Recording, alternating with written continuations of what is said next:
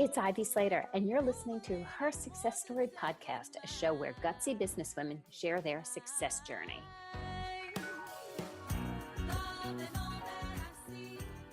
Hi, this is Ivy Slater. Welcome to today's episode of Her Success Story. I am thrilled and excited. This is one of my favorite times of year. We are in the midst of our nonprofit series where we talk to various nonprofit leaders, learn about their organizations, learn about what makes them unique, how they do business, and how they actually came to be in this part of the journey.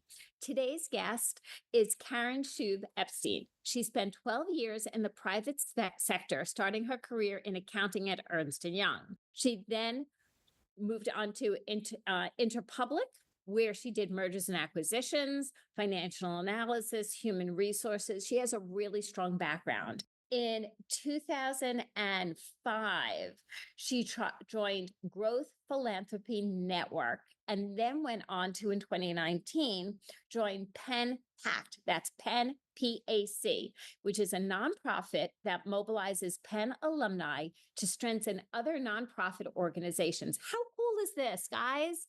An organization that helps others nonprofits. Karen has led this venture in expanding a variety of things. She expanded geographically. She has worked on the infrastructure. She's also involved in other boards. Karen is a person who says yes and makes a difference. So, Karen, thank you for joining me here today. Thank you for the opportunity and for that awesome introduction. So it's always interesting to me when we talk to somebody who moved from the private sector into the nonprofit world.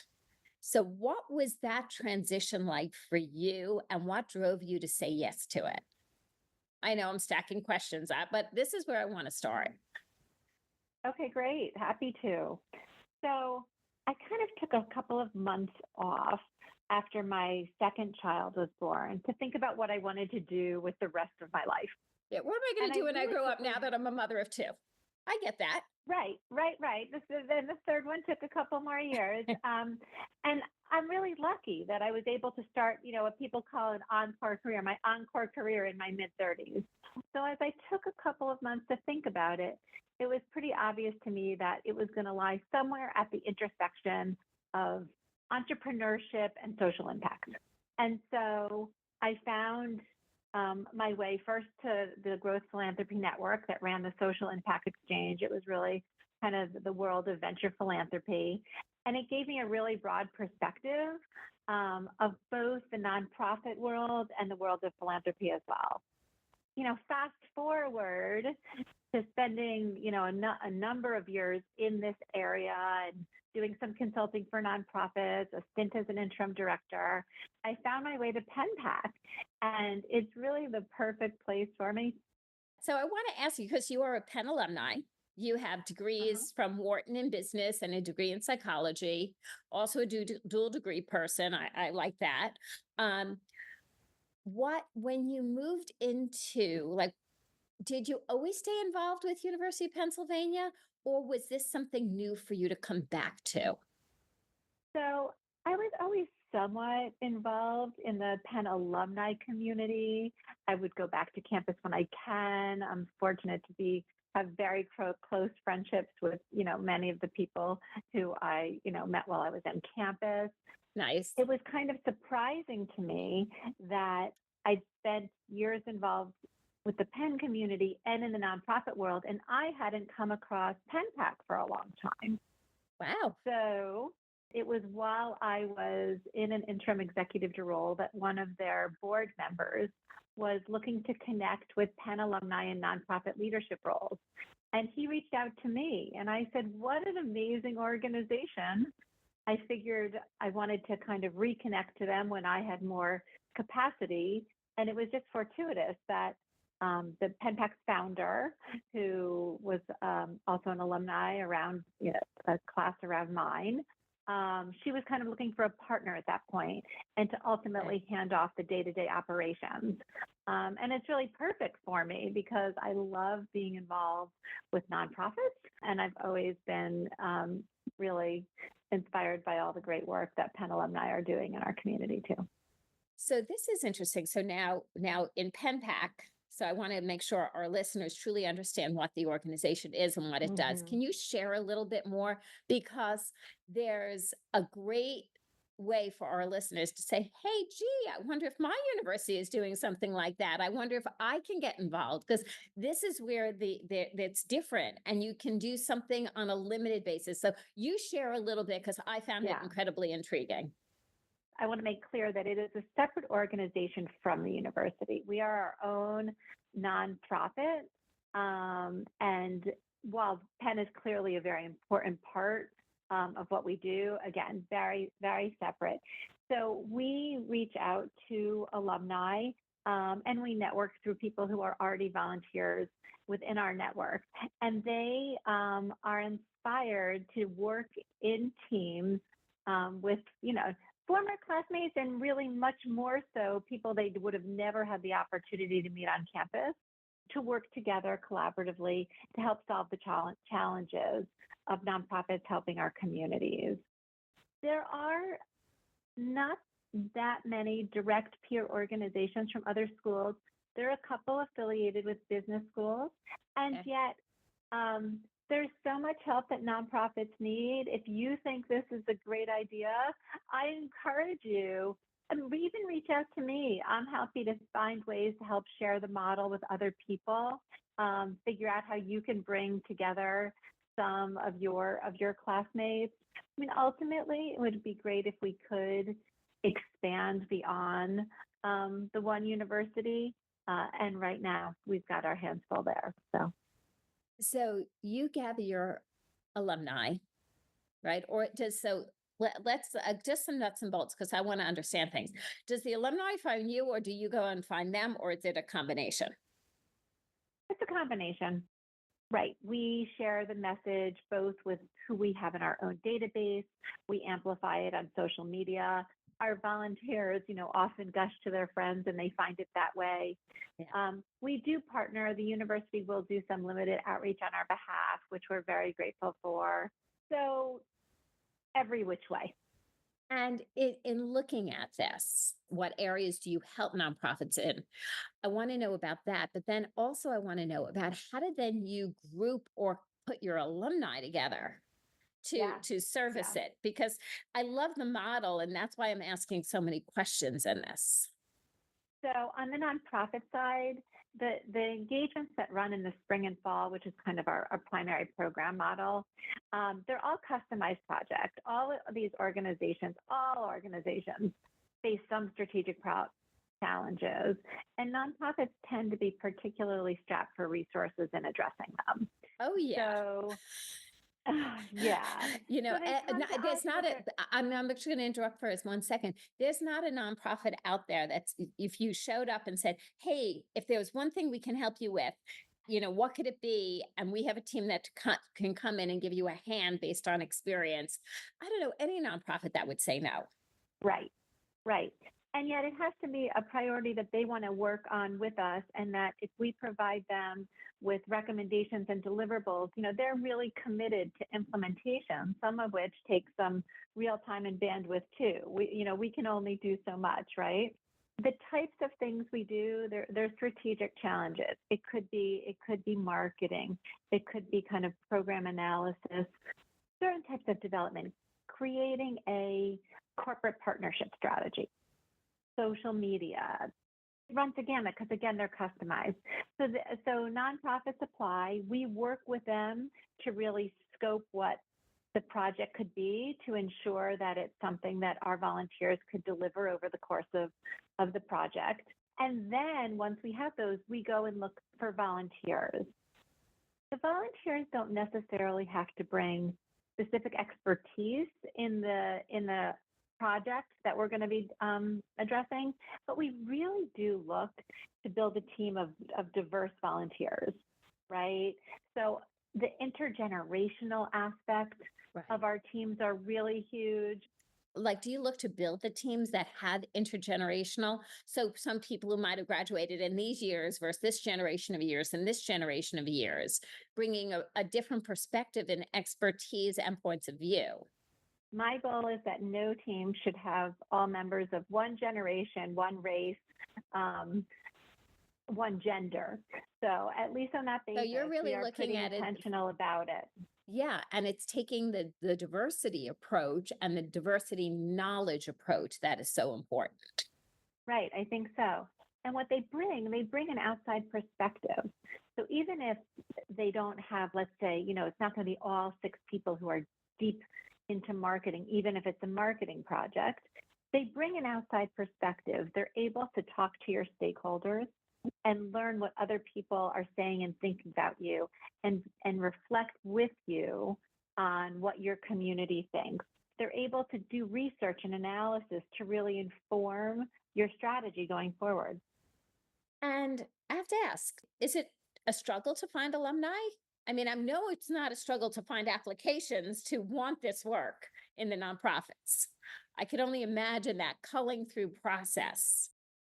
But what about finding your alumni? Are they knocking your door, or are you searching them out? I think you're going to be surprised with my answer. It is sometimes harder to identify the nonprofits. Really? And maybe that's just a marketing thing on our side. We find nonprofits. We absolutely do, and they find us, and we often find more than we can serve. And yet, volunteers, we've rarely had a challenge finding enough. It's finding the right amount of volunteers for the right amount of projects. So we have to kind of gauge some of our outreach, because if you apply to be a volunteer, that means you're really eager to do it, and we don't want to have too many people apply and then can't put you to use soon enough. So yes, in general, we have too many nonprofits and too many volunteers, and we just need to build our own capacity in order to have more projects. So sometimes it's building your own infrastructure. Mm-hmm. Absolutely. And are nonprofits US based, global based? Does it matter? Is there any guidelines there? So we started in New York, and we expanded to Philadelphia and the Bay Area. And then during COVID, when everything shifted to virtual and Zoom became An actual true entity of doing business. That's how I put it. A real way of doing it. Yeah, absolutely. We found that we were able to engage, to serve nonprofits and engage volunteers across the country. And so while we still have kind of operations in those 3 cities, our virtual projects allow us to operate nationally. We've had volunteers engage from overseas. We don't tend to serve nonprofits overseas. The whole structure of organizations and NGOs is just different and much more complicated, not to mention the time change. Yeah. So, it's enough to work from East Coast, West Coast, and figure out that for our volunteers and nonprofits for virtual teams. The rest of the world would just kind of, throw that too far out of whack for us. So I have to ask you, it is, and your leadership as the executive director for the last several years and then some, what has surprised you, if anything? That's a great question. A lot of what I see, it just reaffirms, my belief in kind of the goodness of people. They want to give back. They want to serve their communities. And I say that both in terms of the nonprofits we work with and all they're doing to better our communities, and the volunteers who we work with and all that they want to do to strengthen these nonprofits that are having the direct impact. So I don't know if it surprises me as much as it gratifies me. And I'm just grateful to be in this role where I get to work with so many amazing people on both sides who are having profound impact on our communities and our world. What's your vision moving forward? As we look at our own strategic plans at this time of year, as well as the businesses we serve or the nonprofits you serve, what is your vision moving forward for PenPAC? So I mentioned there are so many nonprofits that want our assistance, and so many volunteers eager to engage. I would love to be able to engage more volunteers to serve more nonprofits. As I mentioned again, it's about building our own infrastructure. So we need additional resources in order to be able to do this. We went from a grassroots program that was completely volunteer-led and managed, and ultimately, to have a national nonprofit, you need staff and infrastructure. Yes. And so that transition is still in progress, and we're working with our volunteers to create the strategy for sustainability. We're also looking to make sure our volunteers understand our model and that they need to be part of our solution by donating to us as well. We're also looking to create a big tent so that I think that people outside the alumni community can appreciate the value that we provide to nonprofits and also be part of the solution by helping us and supporting us to create the infrastructure that we need, again, to serve more organizations helping our communities. And I think, it's one of the things I'm hearing, and I love that you're addressing it now. It's so easy to end up as the shoemaker without shoes. And for those of you who might not be familiar with that expression, just to simplify it, it's what we do for others, we have to sometimes do for our own businesses or our own nonprofits. So in PenPAC, it's you're going out and helping other organizations create everything from marketing to infrastructure to raising capital and et cetera, et cetera. Yet we also have to kind of look in the mirror and say, how do we do things for our own organization? And which alumni team wants to get together and actually build this out for us? Ivy, you nailed it. It's funny because in a couple of situations in the past, we did create a couple of teams that we called PenPAC for PenPAC. So we did projects for ourselves. One of them looked at our website. And yeah, I think there's a great opportunity to do that. And we need to do that even more, especially as we further hone the sustainability model. If you can share based on your many years of experience, and I say that with complete admiration, in what is something nonprofit leaders should raise their awareness of? What is something that you often see missed out there? Like everybody focuses on this, but they forget to focus on this. Or, so often when we do our work, we're questioning. Is there any tips or advice for nonprofit leaders in that way? I would say to seek out resources that you might not know, might not be so obvious. So pro bono resources like PenPAC, and there are others out there. And there are volunteers that may not come through companies like, or businesses like ours, but that may be available to you. And so the more people that you can engage in your network and in your community, understand what expertise they have and what their networks are, and whether they can provide that expertise to you directly, or they can refer you to providers who may be able to help you. All those opportunities can be really, really rich, and you just need to make sure you get out there. You get out in the world to connect with people, hear what they have to say, and explore how they may be able to help your organization too. Is there any sites, conferences, or things like that you have found to be a good resource, as well as please share PenPAC as a resource? Yeah, so there's lots of professional development opportunities out there, and I would say that's another thing for nonprofit leaders is to make the time to do it, because we get so consumed by some of the day-to-day that we don't always do it. I think that is so well said, and a great reminder, by the way. I mean, that is not for nothing a top 10 tip.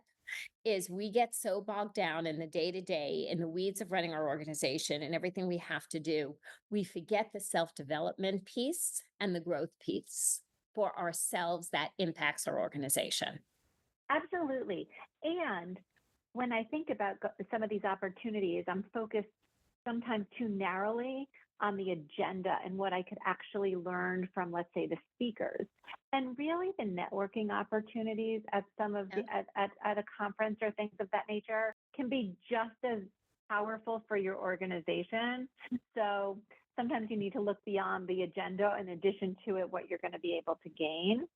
My colleague started a program, a PenPAC program, a year or two ago. That's been a great opportunity for nonprofit leaders. We call it PenPAC University, and he's created several modules that can really help nonprofit leaders in thinking through some critical areas. So whether it's board development or strategic planning, we are one of those resources out there. We often partner with other intermediaries that serve a group of nonprofits in order to provide these sessions to them. And I think that many nonprofits in our network have benefited greatly from that too. And, the one thing I am hearing that I want to throw out there is when you talk about building your network and the importance of building your network. Karen and I are on this interview today, not because I threw out on LinkedIn, all nonprofit leaders that I'm connected to or you're connected to or this, that, and the other thing. Yes, we do that. Yes, we announce it in, a couple of months before in our newsletter. That's where we connecting, or past nonprofits. I was having lunch with a girlfriend. Okay. Your network is truly your net worth in so many levels and directions that please, Karen, you shared so much valuable insight and information. But when you touched on your network, and I thought about, well, yeah, and don't worry, I got a text message a couple of days ago from my girlfriend saying, I hear you're interviewing Karen on Monday at this time. It's the follow up, it's the connections, it's the touch all the people in so many levels of where you are, not just professionally, but in your whole life, and embrace that network for your growth, for your nonprofits, for your organizations. So I loved you brought that up. I think it's something you learn the value of as your career progresses oftentimes, right? When I came out of college and I was, kind of an overachieving, nose to the grindstone young professional, I was surprised when during a review, one of my boss's recommendation was kind of encouraging me to do more of that water cooler chit chat. Yeah. And I'm like, really? Like, that's what you're going to tell me I don't do well? I don't do enough. I don't chit chat. I don't. And it obviously stuck with me. And it's just about the power of relationships. And you get done more and more effectively if you work well with your colleagues. So well said. How could our listeners learn more about you as well as PenPAC? Well, I'm always happy to talk. They can reach me, Karen, at PenPAC, Karen at PenPAC, PenPAC.org. They can go to our website at PenPAC.org. They can find us on social media. Important place. All those ways. And listeners, don't worry if you didn't catch it as Karen was talking. All these links are in the show notes below. Feel free to connect. Nonprofits connect. If you know people who are good introductions, connect. Be the resource as well as the networker. So Karen, thank you so much for joining me here today at Her Success Story. I mean, this was a real treat. I really appreciate it. And nice to meet all your listeners too. And listeners, I always say at this point in the show, take a moment and take a breath. Think about the one thing in Karen and I's conversation that was your aha, your takeaway. Jot it down. I don't care if it's pen and paper, your phone, whatever your thing is. And then make a decision on what action you're going to take based on that aha or takeaway. We always value you guys listening in and appreciate all those 5-star reviews. Feel free to keep going. This episode was meaningful to you. Pass this forward so somebody else can listen. Pass it forward to another nonprofit. Pass it forward to a non-Penn alumni. Pass it forward so we keep making that ripple effect. Thank you and enjoy the holidays.